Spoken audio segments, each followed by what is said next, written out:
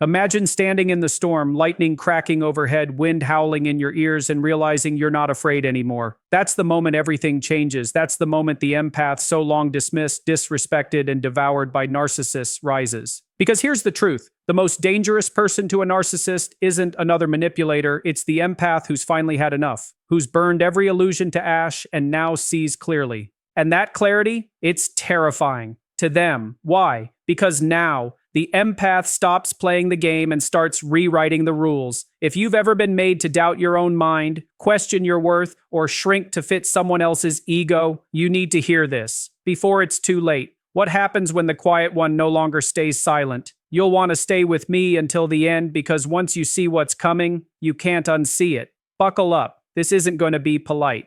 An awakened empath becomes immune to manipulation. It sounds simple, but the transformation is profound, revolutionary even. Empaths are not just kind-hearted people. They are deeply intuitive, emotionally intelligent individuals who feel everything, sometimes too much. They absorb energy like sponges, often taking on the pain, anxiety, and darkness of those around them. For a long time, this makes them vulnerable to narcissists. Narcissists feed on emotional sensitivity. They thrive on control, praise, admiration, and, more insidiously, the confusion and self-doubt they plant in others. And empaths, in their unawakened state, tend to offer all of it. They're the perfect match in the worst way. The empath gives endlessly, and the narcissist takes with no intention of returning anything. But something happens when the empath wakes up. Not suddenly, like a lightning strike, but slowly, often painfully, after repeated betrayals, gaslighting, and emotional exhaustion. They start asking dangerous questions, like, why am I always the one apologizing? Why do I feel worse when I'm around them, even when I've done nothing wrong? Why does love feel like walking on eggshells? These questions are not signs of weakness. They're the first cracks in the narcissist's carefully constructed illusion. The empath begins to see patterns instead of excuses. They stop blaming themselves for someone else's rage, silence, or manipulation. The narcissist feels this shift immediately, even before the empath speaks a word. It unsettles them. The energy changes. The empath's eyes don't carry the same guilt anymore. Their voice has a firmness it didn't before. They're not begging for approval or shrinking to fit anymore. They're watching, observing, calculating, and narcissists hate that because the moment the empath sees the game is over. No more emotional bait, no more fake apologies accepted, no more giving in to guilt trips, silent treatments, or love bombing. The awakened empath has learned the most powerful word in the human language, no. And not just the no spoken out loud, but the inner no, the boundary built in silence. The refusal to internalize someone else's dysfunction, the strength to sit in the discomfort of disapproval and not be swayed by it. That kind of no breaks the narcissist's grip entirely. You see, narcissists don't just want control, they want emotional obedience. They want you to question yourself, to tiptoe, to over-explain, to crave their approval more than your own peace. But the awakened empath no longer needs approval. They've sat in the fire of self-doubt and come out forged into someone different, someone with clarity, someone with standards. What used to be emotional slavery becomes a fortress of discernment. The empath no longer responds with instant sympathy when the narcissist plays the victim. They pause, they question, they analyze. The manipulation tactics that once worked, triangulation, gaslighting, guilt, bounce off the empath like arrows hitting armor, and the narcissist, once drunk on their ability to control, now stumbles in confusion. They don't know who they're dealing with anymore. That soft-hearted giver they used to toy with, they're gone. In their place stands someone who knows their worth and knows exactly what's being done to them. Even more terrifying to the narcissist is this: the awakened empath sees through them and perhaps even worse, sees past them. They no longer see a powerful, intimidating figure. They see a scared, insecure person clinging to control like a child clutches a toy. The fear the narcissist once weaponized is now seen as projection. The chaos they used to generate is now recognized as a tactic, and the love they pretended to give, it's now exposed as bait. The awakened empath doesn't try to fix the narcissist anymore. They don't chase, they don't explain, and they don't engage in battles of perception. They simply detach. And detachment is deadly to a narcissist's ego, because for the first time, the narcissist becomes irrelevant. The empath stops reacting, and with no reaction, the narcissist loses the spotlight. That's what they fear most: being unseen, unheard, unimportant. The awakened empath doesn't just walk away, they do it without fanfare. No dramatic exit, no emotional monologue, just silence. And in that silence, the narcissist hears something louder than words: finality. This transformation isn't just about outgrowing the narcissist. It's about reclaiming sovereignty over one's emotions, decisions, and energy. The empath has learned to tune into a deeper voice, their own. They no longer confuse love with self-sacrifice. They no longer feel responsible for fixing broken people who refuse to heal. They've learned that compassion without boundaries isn't noble, it's self-destructive. And now they practice a different kind of love, one rooted in truth, integrity, and respect, starting with themselves. Empaths who set boundaries become mirrors to the narcissist's truth. That sentence holds more power than it seems on the surface. For so long, empaths are seen as the emotional caretakers, the fixers, the peacemakers, the ones who absorb the chaos and try to make sense of it. They're praised for their sensitivity, but that very trait becomes a magnet for those who seek control, not connection. Narcissists are naturally drawn to empaths because they know empaths will feel deeply, give generously, and question themselves before ever questioning others. But everything begins to unravel when that same empath, after surviving the emotional storm, decides to draw a line, not a threat, not a demand, just a calm, firm boundary. And suddenly the entire dynamic shifts. A narcissist depends on blurred lines. They thrive in emotional fog. The less clear things are, the more they can twist reality to fit their needs. They use confusion as a weapon, creating situations where they can't be pinned down, where they can say one thing and do another without being held accountable. But a boundary, that's clarity, that's structure. It forces truth into the open. And the moment an empath starts setting boundaries, they stop playing the role assigned to them. They stop being the willing participant in the narcissist's performance. They stop nodding along to the lies just to keep the peace. And most dangerously of all, they start holding up a mirror. That mirror doesn't lie. It reflects the manipulation, the cruelty, the insecurity hiding behind the narcissist's mask of charm or authority. It reflects the inconsistency between words and actions. It shows them, for maybe the first time, that their strategies are visible, predictable even. This is deeply threatening. Narcissists rely on others to maintain their illusion of superiority. They need people who won't challenge them, who will doubt themselves instead. But when the empath sets a boundary, I won't tolerate yelling, I'm not responsible for your emotions, I need time to think, it cracks that illusion. It introduces consequences where there were none before. And narcissists hate consequences, not because they're unfair, but because they reveal that they're not above the rules. Empaths don't set boundaries to punish, they do it to protect. But to a narcissist, it feels like punishment, it feels like rejection, it feels like exposure. They no longer have the ability to mold the empath's perception. They no longer have access to automatic forgiveness or endless understanding, and they can't handle that kind of loss.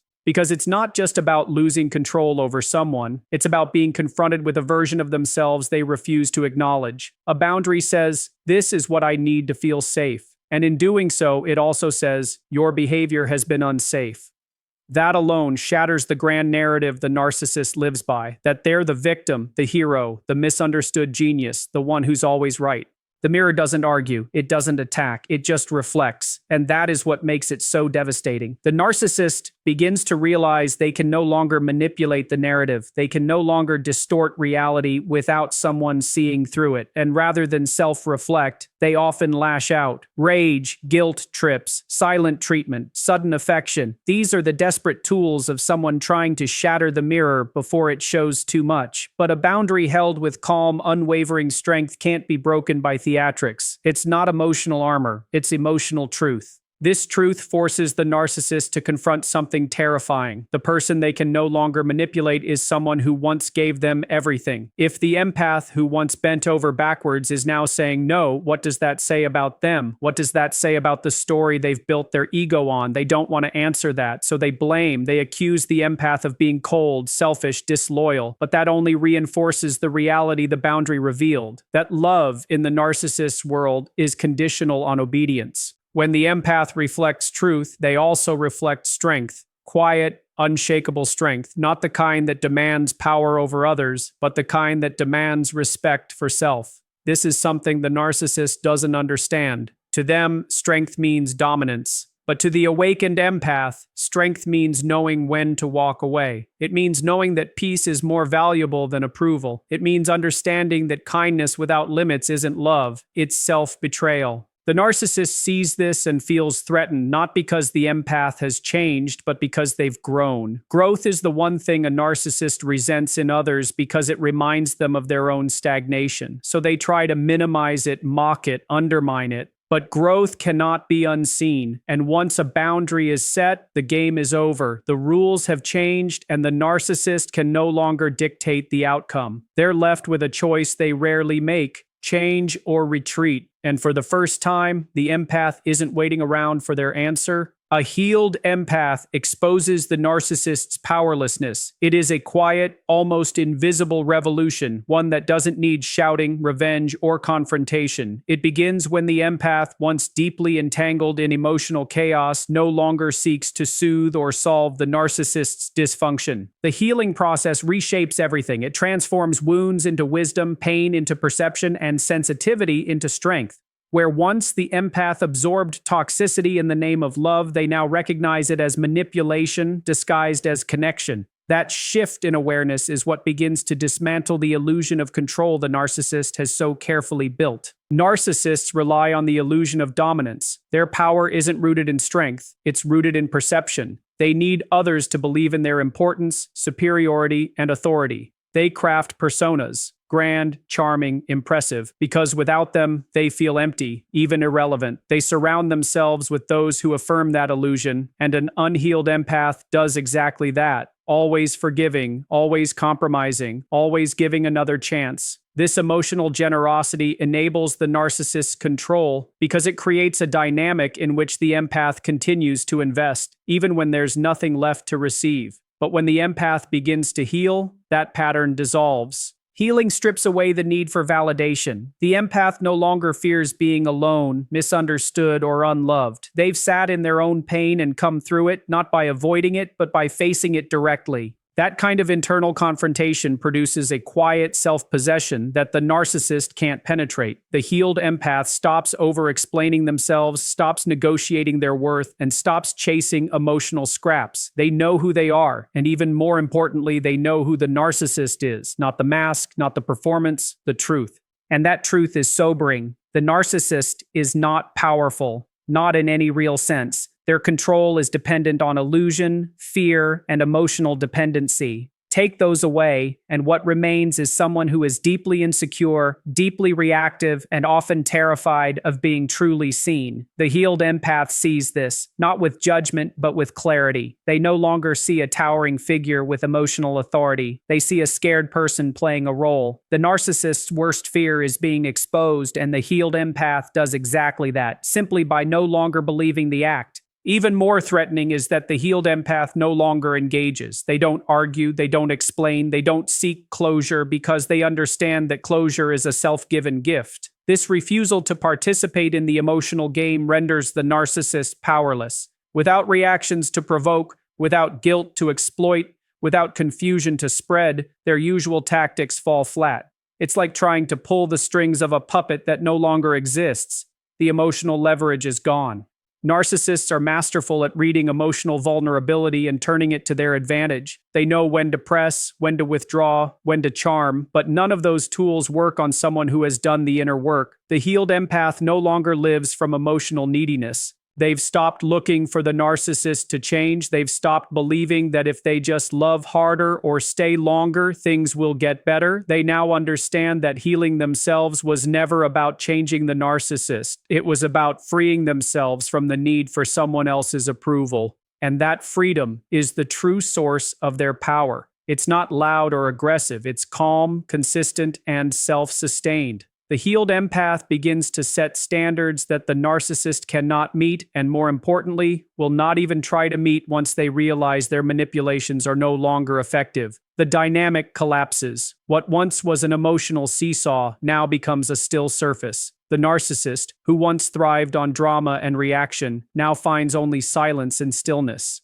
That silence speaks volumes. It says, I see you and I choose not to engage. I know my value and I don't need to fight for it. I recognize your behavior and I refuse to normalize it. That kind of detachment is not cold, it's empowered. It reflects not a lack of feeling, but a mastery over it. And in this space, the narcissist realizes that their power was never real. It was borrowed, stolen, or extracted from others. The healed empath refuses to be that source anymore. Where the narcissist once had influence, they now face indifference. Where they once dictated emotional terms, they now face boundaries. Where they once saw an endless reservoir of compassion to exploit, they now see a person who has become whole, not despite the pain, but because of it. And that wholeness is the ultimate exposure, because it shows the narcissist exactly what they are not and what they can no longer control. When the empath walks away, the narcissist loses control and their identity. It's not just a relationship ending, it's an entire ecosystem collapsing. Narcissists construct their sense of self through the eyes of others. They are performers on a stage that only works when there's an audience. And the empath, so emotionally tuned in, so willing to see the best in others, has always been their most valuable spectator. The empath listens, supports, sacrifices, forgives, and often blames themselves when things go wrong. This makes them an ideal source of validation, admiration, and emotional labor. The narcissist thrives in that imbalance. They mold their identity around being adored, feared, or needed depending on the day, the situation, or their mood. And the empath has often adjusted themselves accordingly, giving more than they had, hoping that love could heal what dysfunction created. But there comes a moment, quiet, private, and irreversible, when the empath sees the cycle for what it is. Not a relationship, but a trap. Not love, but control. Not connection, but dependency. And when they decide to walk away, it's not in anger. It's in clarity. That's what makes it so powerful, because it's not reactive, it's not driven by emotion, and it's not meant to hurt. It's simply the decision to stop participating in something that never truly nurtured them. And when the empath leaves, they take with them the very fuel the narcissist depends on: attention, validation, and emotional engagement. This withdrawal is more than silence, it's a shattering of illusion. The narcissist has built their identity on the dynamic that the empath sustains. Without the empath's constant reassurance, the narcissist is left to face the emptiness they've spent their life avoiding. No more reflection of superiority, no more emotional punch bags, no more soft place to land when their world falls apart. They are no longer the center of someone else's universe. And that loss is more than painful. It's disorienting. Narcissists don't know who they are without control over someone else's emotions. They begin to unravel. First, with denial. They tell themselves the empath is just being dramatic, that they'll come back like they always do. They might even pretend not to care. But beneath that mask is panic. They reach out, not from love, but from desperation. The charm returns, the apologies surface, the promises pour in. It's all an attempt to pull the empath back into orbit, to restore the emotional ecosystem that defined them. But when the empath has truly awakened, when they've done the work to heal, they no longer respond to the bait. They've learned that true connection isn't built on sacrifice, but mutual respect, and they're no longer willing to settle for anything less. The narcissist's identity begins to fragment. They are no longer being mirrored, no longer admired, no longer centered. The carefully constructed false self, the image they present to the world, starts to crack without the empath's support. They may scramble to replace them, often quickly, because silence is unbearable. They need someone else to absorb their chaos, someone to project onto, someone to reflect back an inflated sense of self. But it never works the same. No one replaces the emotional depth and investment that the empath once provided, and the narcissist knows it. This is when the narcissist often becomes crueler, more volatile, or more erratic, not because they're evil, but because they're crumbling. Their power was never real. It was borrowed from the emotional generosity of others. Now that the empath has reclaimed their energy, the narcissist is left with their own dysfunction. Raw, exposed, and unmanageable. Their identity, once inflated by dominance, shrinks in the absence of control. They become a shell, not because they changed, but because the illusion no longer holds without the empath's participation. What the narcissist loses when the empath walks away isn't just a relationship. It's the mirror that made them feel powerful, the stage that gave them meaning, the audience that made their performance seem real, and more importantly, they lose the ability to define someone else's reality. That's the deepest cut. Narcissists crave not just love, but influence, the ability to shape how someone feels, thinks, and responds. When the empath detaches and walks away with certainty, they deny the narcissist that influence entirely. That silence, that absence, that final refusal to be manipulated, it robs the narcissist of the thing they hold most dear, their sense of superiority. In the end, the empath doesn't just walk away from the narcissist, they walk back to themselves. And in doing so, they force the narcissist to confront something they can't handle, their own irrelevance. No longer needed, no longer admired, no longer feared, just exposed, powerless, alone with the identity they tried so hard to avoid seeing.